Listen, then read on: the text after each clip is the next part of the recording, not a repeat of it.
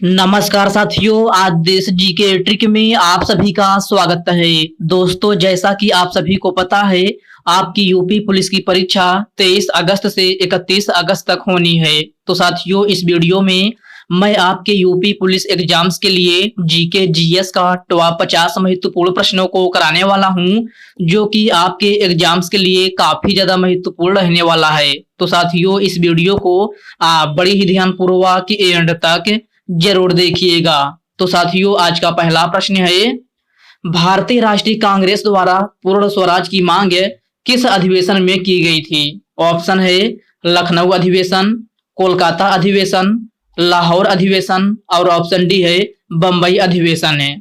तो साथियों, भारतीय राष्ट्रीय कांग्रेस द्वारा पूर्ण स्वराज की मांग लाहौर अधिवेशन में की गई थी। राइट आंसर ऑप्शन सी हो जाएगा, लाहौर अधिवेशन है। नेक्स्ट क्वेश्चन है, जलियांवाला बाग हत्याकांड के लिए जिम्मेदार ब्रिटिश अधिकारी माइकल ओडायर की हत्या किसने की थी? ऑप्शन है उधम सिंह, रामप्रसाद बिस्मिल, भगत सिंह और ऑप्शन डी है इनमें से कोई नहीं। तो साथियों, जलियांवाला बाग हत्याकांड के लिए जिम्मेदार ब्रिटिश अधिकारी माइकल ओडायर की हत्या उधम सिंह ने की थी। राइट आंसर ऑप्शन ए हो जाएगा, उधम सिंह है। ओके फ्रेंड्स, नेक्स्ट क्वेश्चन है, बाबर ने प्रसिद्ध तुलुगमा नीति का प्रयोग सर्वप्रथम किस युद्ध में किया था? तो साथियों, बाबर ने प्रसिद्ध तुलुगमा नीति का प्रयोग सर्वप्रथम पानीपत के प्रथम युद्ध में किया था।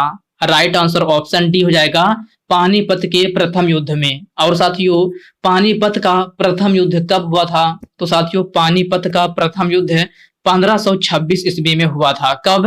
1526 ईस्वी में। ओके फ्रेंड्स, इसको आप अच्छे से जरूर याद रखिएगा।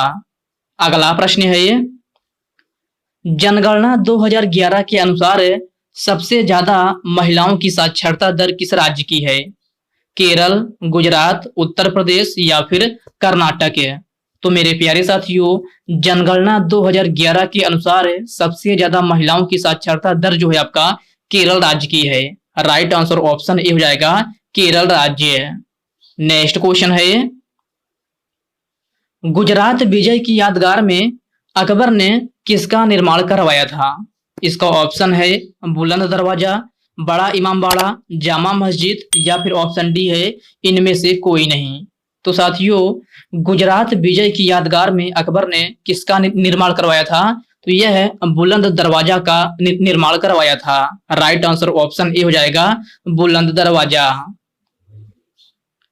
सरोजनी नायडू को किस वर्ष कांग्रेस अधिवेशन का अध्यक्ष बनाया गया था? तो साथियों, आपसे पूछा गया है इस प्रश्न में कि सरोजनी नायडू को कांग्रेस अधिवेशन का अध्यक्ष किस वर्ष बनाया गया था? इसका ऑप्शन है 1924 ईस्वी, 1932 ईस्वी, 1925 या फिर 1942 ईस्वी में। तो साथियों, सरोजनी नायडू को कांग्रेस अधिवेशन का अध्यक्ष जो है आपका यह है 1925 ईस्वी में बनाया गया था। कब? 1925 ईस्वी में। अर्थात इस प्रश्न का करेक्ट आंसर ऑप्शन सी हो जाएगा। अगला प्रश्न है, अबुल फजल द्वारा लिखी गई पुस्तक है अकबरनामा कितने पुस्तकों में विभाजित है? 2, 3, 4 या फिर 6?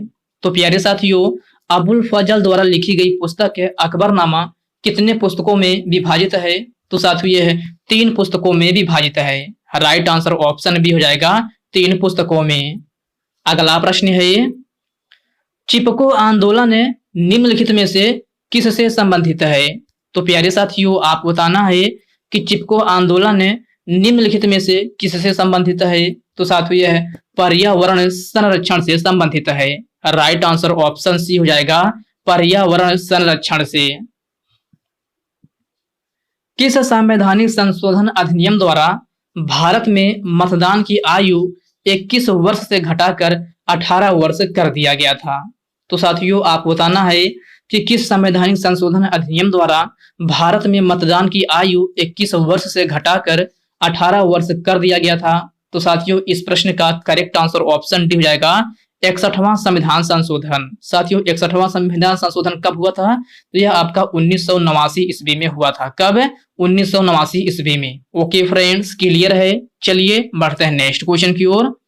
नेक्स्ट क्वेश्चन आपसे पूछा गया है, निम्नलिखित में से राष्ट्रीय पंचायत किस देश के संसद का नाम है? नेपाल, रूस, ईरान या फिर नीदरलैंड।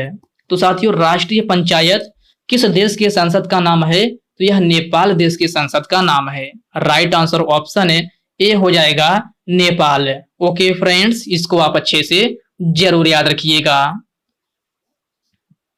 संतोष ट्रॉफी का संबंध है निम्नलिखित में से किस खेल से है? कबड्डी, क्रिकेट, वॉलीबॉल या फिर फुटबॉल। तो साथियों संतोष ट्रॉफी का संबंध किस खेल से है? तो साथियों इस संतोष ट्रॉफी का संबंध है फुटबॉल खेल से है। किससे? फुटबॉल खेल से। अर्थात इस प्रश्न का राइट आंसर ऑप्शन डी बन जाएगा। नेक्स्ट क्वेश्चन है, किस युद्ध से भारत में मुगल राज्य की नींव पड़ी थी? तो साथियों आप बताना है कि किस युद्ध से भारत में मुगल राज्य की नींव पड़ी थी। ऑप्शन है खानवा युद्ध, तालीकोटा युद्ध, प्लासी युद्ध या फिर पानीपत का प्रथम युद्ध। तो साथियों आपका इस प्रश्न का करेक्ट आंसर ऑप्शन है डी हो जाएगा, पानीपत के प्रथम युद्ध से। तो मुगल राज्य की नींव किस युद्ध से पड़ी थी? तो पानीपत के प्रथम युद्ध से पड़ी थी। तो प्रश्न नंबर 13 का राइट आंसर ऑप्शन डी हो जाएगा। भारतीय संविधान के किस अनुसूची में राज्यों और उसके क्षेत्र को निर्दिष्ट किया गया है? तो साथियों आप बताना है कि भारतीय संविधान के किस अनुसूची में राज्यों और क्षेत्र को निर्दिष्ट किया गया है। इसका ऑप्शन है प्रथम अनुसूची, चौथी अनुसूची, छठवीं अनुसूची और ऑप्शन डी है दूसरी अनुसूची। तो साथियों आपका राइट आंसर ऑप्शन ए हो जाएगा, प्रथम अनुसूची। ओके फ्रेंड्स, इसको आप अच्छे से जरूर याद रखिएगा। अगला प्रश्न है ये, निम्न नदियों में से कौन सी नदी अपने मार्ग परिवर्तन के लिए कुख्यात है? ब्रह्मपुत्र नदी, कोसी नदी, चंबल नदी या फिर दामोदर नदी। तो साथियों कौन सी नदी है जो अपने मार्ग परिवर्तन के लिए कुख्यात है? तो साथियों यह आपका कोसी नदी है। कौन सी नदी? कोसी नदी। तो प्रश्न नंबर 15 का राइट आंसर ऑप्शन बी हो जाएगा। साथियों कोसी नदी को बिहार का दुख कहा जाता है। क्या? बिहार का दुख या फिर बिहार का शोक कहा जाता है। किसको? कोसी नदी को। आपसे क्वेश्चन पूछा जाता है कि बिहार का दुख या बिहार का शोक किस नदी को कहा जाता है? तो यह आपका कोसी नदी को कहा जाता है। ओके फ्रेंड्स, क्लियर है। चलिए बढ़ते हैं नेक्स्ट क्वेश्चन की ओर। नेक्स्ट क्वेश्चन आपसे पूछा गया है, पापनासम परियोजना निम्नलिखित में से किस राज्य में अवस्थित है? आंध्र प्रदेश, मध्य प्रदेश, अरुणाचल प्रदेश या फिर तमिलनाडु। तो साथियों पापनासम परियोजना तमिलनाडु में अवस्थित है। राइट आंसर ऑप्शन डी हो जाएगा, तमिलनाडु में। ब्लैक होल के सिद्धांत को किसने प्रतिपादित किया था? तो क्वेश्चन को ध्यान से पढ़िए। आपसे पूछा गया है ब्लैक होल के सिद्धांत को किसने प्रतिपादित किया था? तो साथियों ब्लैक होल के सिद्धांत को एस चंद्रशेखर के द्वारा प्रतिपादित किया गया था। राइट आंसर ऑप्शन सी हो जाएगा, एस चंद्रशेखर। नेक्स्ट क्वेश्चन है ये, सन 1829 ईस्वी में सती प्रथा का उन्मूलन किसने किया था? Lord Dalhousie, Lord William Bentinck, Lord Mountbatten या फिर ऑप्शन डी है इनमें से कोई नहीं। तो साथियों 1829 ईस्वी में सती प्रथा का उन्मूलन किसने किया था? तो यह है लॉर्ड विलियम बेंटिक ने किया था। किसने? लॉर्ड विलियम बेंटिक ने। प्रश्न नंबर 18 का करेक्ट आंसर ऑप्शन बी बन जाएगा। ओके फ्रेंड्स, नेक्स्ट क्वेश्चन है ये, कालिंजर का किला जो मध्यकाल के दौरान रणनीतिक रूप से महत्वपूर्ण किला था, यह स्थित है। तो साथियों बताइए यह किस राज्य में स्थित है? ऑप्शन है उत्तर प्रदेश, मध्य प्रदेश, आंध्र प्रदेश या फिर हिमाचल प्रदेश है। तो साथियों इस प्रश्न में आपसे पूछा गया है कि कालिंजर का किला जो मध्यकाल के दौरान रणनीतिक रूप से महत्वपूर्ण किला था, यह कहाँ स्थित है? तो साथियों यह उत्तर प्रदेश के बांदा में स्थित है। कहाँ? उत्तर प्रदेश के बांदा में। तो इस प्रश्न का राइट आंसर ऑप्शन ए हो जाएगा, उत्तर प्रदेश में, वो भी कहाँ? तो बांदा में स्थित है। तो राइट आंसर ऑप्शन ए हो जाएगा। अगला प्रश्न है ये, निम्न में से कौन सी जायद ऋतु की फसल है? सरसों, सोयाबीन, कद्दू या फिर मूंगफली। तो साथियों जायद ऋतु की फसल के अंतर्गत आपका कद्दू आता है। राइट आंसर ऑप्शन सी हो जाएगा। असम का शोक किस नदी को कहा जाता है? तो प्यारे साथियों आपको बताना है कि असम का शोक किस नदी को कहा जाता है? कोसी नदी, कृष्णा नदी, ब्रह्मपुत्र नदी या फिर ऑप्शन डी है गंगा नदी। तो साथियों असम का शोक ब्रह्मपुत्र नदी को कहा जाता है। किसको? ब्रह्मपुत्र नदी को। प्रश्न नंबर 21 का राइट आंसर ऑप्शन सी हो जाएगा। वैतरणा परियोजना किस राज्य में अवस्थित है? तो सभी साथी बताएंगे कि वैतरणा परियोजना किस राज्य में अवस्थित है? तमिलनाडु, महाराष्ट्र, झारखंड या फिर राजस्थान। तो साथियों यह जो है आपका कहाँ स्थित है? तो महाराष्ट्र में अवस्थित है। राइट आंसर ऑप्शन बी हो जाएगा महाराष्ट्र में। भारतीय पर्यटन के स्वर्णिम त्रिभुज में सम्मिलित शहर कौन सा है? तो बताइएगा साथियों भारतीय पर्यटन के स्वर्णिम त्रिभुज में सम्मिलित शहर कौन सा है? तो साथियों यह आपका आगरा, दिल्ली और जयपुर है। राइट आंसर ऑप्शन है सी हो जाएगा आगरा, दिल्ली और जयपुर है। ओके फ्रेंड्स, इसको आप अच्छे से जरूर याद रखिएगा। डायनमो एक युक्ति है जो परिवर्तित करता है।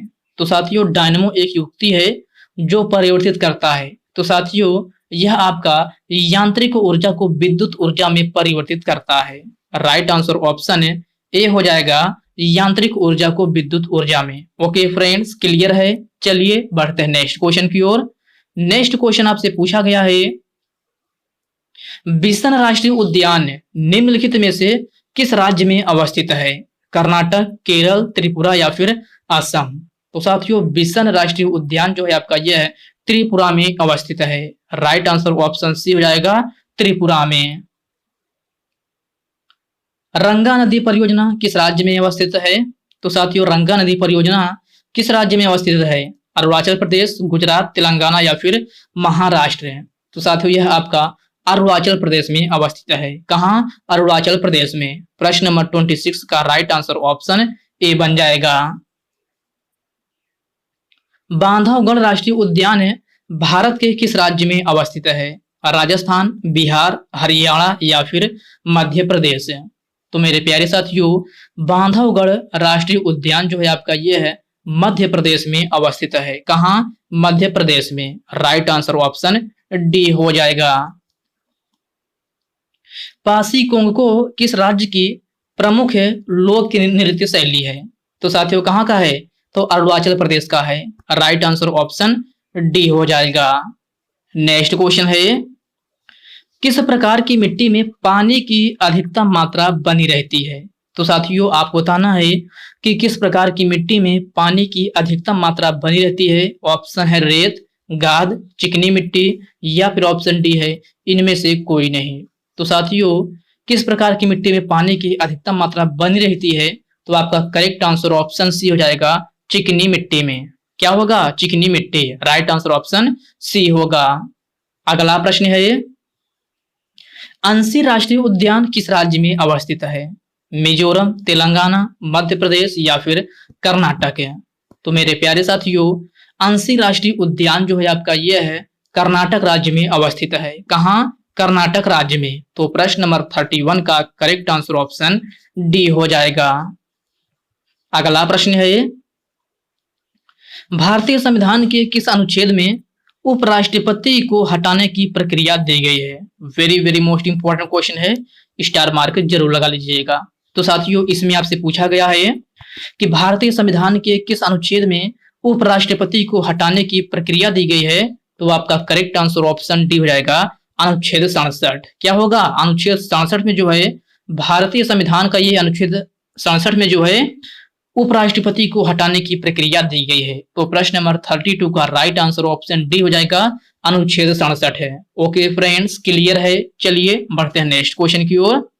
नेक्स्ट क्वेश्चन आपसे पूछा गया है, सबरीगिरी राष्ट्रीय उद्यान भारत के किस राज्य में स्थित है? इसका ऑप्शन है केरल, पंजाब, महाराष्ट्र या फिर झारखंड। तो साथियों सबरीगिरी राष्ट्रीय उद्यान जो है आपका यह है कहाँ स्थित है? तो केरल राज्य में स्थित है। राइट आंसर ऑप्शन ए हो जाएगा केरल राज्य में। पुलित्जर पुरस्कार निम्न में से किस क्षेत्र में दिया जाता है? तो सभी साथी बताएंगे कि पुलित्जर पुरस्कार जो है किस क्षेत्र में दिया जाता है? संगीत, खेल, नृत्य या फिर पत्रकारिता। तो यह किसमें दिया जाता है? तो पत्रकारिता के क्षेत्र में दिया जाता है। राइट आंसर ऑप्शन डी हो जाएगा। अगला प्रश्न है, माउंट एवरेस्ट दिवस कब मनाया जाता है? तो साथियों आपको बताना है कि माउंट एवरेस्ट दिवस कब मनाया जाता है। ऑप्शन है 21 मार्च, 12 जून, 29 मई या फिर 20 मार्च। तो साथियों यह आपका माउंट एवरेस्ट दिवस 29 मई को मनाया जाता है। कब? 29 मई को। प्रश्न नंबर 35 का राइट आंसर ऑप्शन सी हो जाएगा।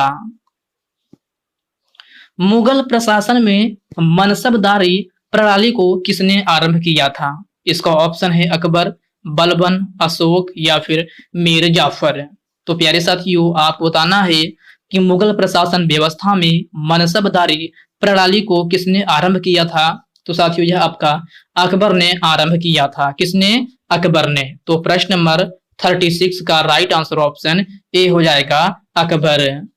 नेक्स्ट क्वेश्चन है, सन 1526 में बाबर ने किस वंश के शासकों को परास्त कर मुगल साम्राज्य की नींव डाली? ऑप्शन है गुलाम वंश, तुगलक वंश, नंद वंश या फिर लोधी वंश।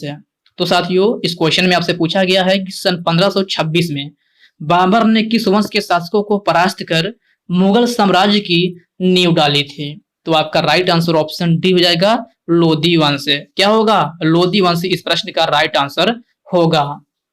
तो साथियों 1526 ईस्वी की बात की गई है। तो 1526 ईस्वी में क्या हुआ था? तो पानीपत का प्रथम युद्ध हुआ था। तो इसको भी आप याद रखिएगा। नेक्स्ट क्वेश्चन है, अकबर के शासन काल में भू राजस्व सुधारों के लिए कौन उत्तरदायित्व था? राइट आंसर ऑप्शन सी हो जाएगा, टोडरमल। क्या होगा? टोडरमल होगा इस प्रश्न का राइट आंसर। अगला प्रश्न है, निम्न में से अंतिम मुगल सम्राट कौन था? तो मेरे प्यारे साथियों आपको बताना है कि अंतिम मुगल सम्राट कौन था। आलमगीर द्वितीय, बहादुर शाह द्वितीय, समुद्रगुप्त प्रथम या फिर ऑप्शन डी है इनमें से कोई नहीं। तो साथियों अंतिम मुगल सम्राट कौन था? तो साथियों यह आपका बहादुर शाह द्वितीय था। कौन? बहादुर शाह द्वितीय। प्रश्न नंबर 39 का करेक्ट आंसर ऑप्शन बी हो जाएगा।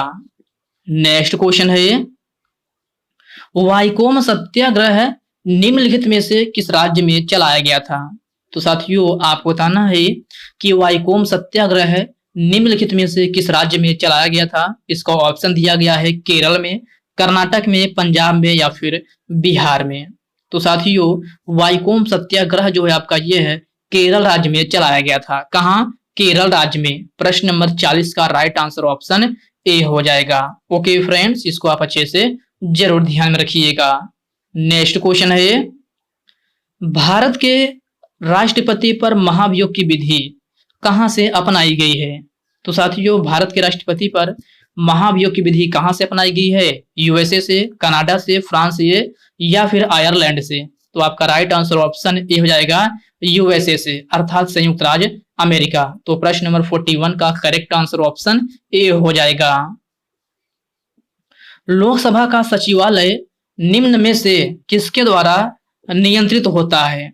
तो साथियों लोकसभा का सचिवालय किसके द्वारा नियंत्रित होता है? गृह मंत्रालय, लोकसभा अध्यक्ष, उपरोक्त दोनों या फिर ऑप्शन डी है इनमें से कोई नहीं। तो आपका करेक्ट आंसर ऑप्शन बी हो जाएगा, लोकसभा अध्यक्ष। लोकसभा का सचिवालय किसके द्वारा नियंत्रित होता है? तो लोकसभा अध्यक्ष के द्वारा नियंत्रित होता है। प्रश्न नंबर 42 का राइट आंसर ऑप्शन बी हो जाएगा। भारतीय घास और चारा अनुसंधान कहाँ स्थित है? भोपाल में, नागपुर में, जयपुर में या फिर झांसी में। तो साथियों भारतीय घास और चारा अनुसंधान जो है आपका यह है कहाँ स्थित है? तो झांसी में स्थित है। राइट आंसर ऑप्शन डी हो जाएगा, झांसी में। भारतीय रिजर्व बैंक अर्थात आरबीआई का राष्ट्रीयकरण कब हुआ था? 1952 में, 1948 में, 1961 में या फिर 1949 में। तो साथियों भारतीय रिजर्व बैंक अर्थात आरबीआई का राष्ट्रीयकरण जो है आपका 1949 ईस्वी में हुआ था। राइट आंसर ऑप्शन डी हो जाएगा, 1949 में। ओके फ्रेंड्स, क्लियर है। चलिए बढ़ते हैं नेक्स्ट क्वेश्चन की ओर। नेक्स्ट क्वेश्चन आपसे पूछा गया है, राज्य के नीति निर्देशक तत्व का सिद्धांत संविधान के किस भाग में है? भाग 3, भाग 4, भाग 2 या फिर भाग 5। तो साथियों राज्य के नीति निर्देशक तत्व का सिद्धांत जो है आपका यह किसमें है, तो भाग 4 में है। राइट आंसर ऑप्शन बी हो जाएगा भाग 4 में। साथियों राज्य के नीति निर्देशक तत्व जिसे डीपीएसपी के नाम से जाना जाता है, यह आपका किस देश के संविधान से लिया गया है, तो आयरलैंड से लिया गया है। कहां से, आयरलैंड से। और साथियों यह भारतीय संविधान की किन अनुच्छेदों में है, यह आपका अनुच्छेद 36 से लेकर 51 तक वर्णित है। ओके फ्रेंड्स, इन पॉइंट को आप अच्छे से जरूर याद रखिएगा। तो साथियों आज के इस वीडियो में बस इतने ही प्रश्न हैं। साथियों इस वीडियो में आपको पूरे 45 क्वेश्चन करा दिया है। तो साथियों यह वीडियो आपको कैसी लगी, आप कमेंट बॉक्स में कमेंट करके अपना फीडबैक जरूर दीजिएगा। और साथियों यह वीडियो आपके लिए थोड़ा हेल्पफुल लगा हो तो इस वीडियो को लाइक कर दीजिए, अपने साथियों के साथ शेयर कीजिए। फ्रेंड्स अभी तक आप चैनल को सब्सक्राइब नहीं किए हैं तो आप जो है चैनल को सब्सक्राइब करके बेल आइकन को जरूर से जरूर प्रेस कर लीजिएगा। तो चलिए साथियों इसी के साथ हम मिलते हैं किसी नेक्स्ट वीडियो में, तब तक के लिए जय हिंद दोस्तों।